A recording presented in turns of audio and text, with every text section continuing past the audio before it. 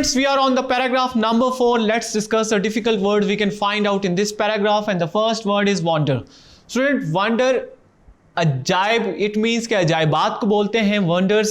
तो अजूबा it means कि वो चीज़ बहुत ज़्यादा great in nature होती है या वो इंसान की नज़रों को हैरत ज़दा कर देती है, उसको हम wonder बोलते हैं. Then we have splendor which is in great in nature, or we can say which is magnificent in nature. And then we have majesty, which means royal power. It means king or queen. In this short paragraph, writer is giving us background of this architectural wonder, that it has both taste of Ottoman Empire and Byzantine Church. इस मस्जिद को बनाने के लिए जो model मद्देनजर रखा गया वो इस्तांबुल की एक और फेमस मस्जिद थी जो कि 5वीं सदी में ईसाइयों के गिरजाघर था जिसको आया सूफिया कहा जाता है.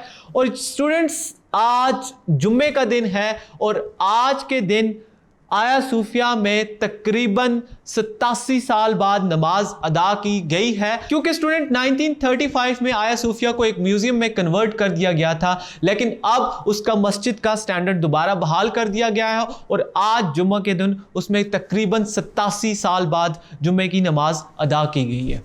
स्टूडेंट, ब्लू मॉस्क आज भी अपनी मिसाल आप है और इसके शानदार आर्किटेक्चर टूरिस्ट को अपनी तरफ खींचता है. Students, if you have ever visited Turkey, आपको ब्लू मॉस्क लाजमी विजिट करनी चाहिए. और शाम के टाइम वहां पे जो एक जबरदस्त सीन है, क्योंकि लाइट्स में ब्लू मॉस्क अपनी खूबसूरती को दुबाला कर देती है, क्योंकि इसमें जो टाइल्स इस्तेमाल की गई हैं वो लाइट्स में ज्यादा खूबसूरत नजर आती हैं. सो स्टूडेंट, ये था पैराग्राफ नंबर 4. आई होप आपने अंडरस्टैंड किया होगा. Let's move to the paragraph number 5.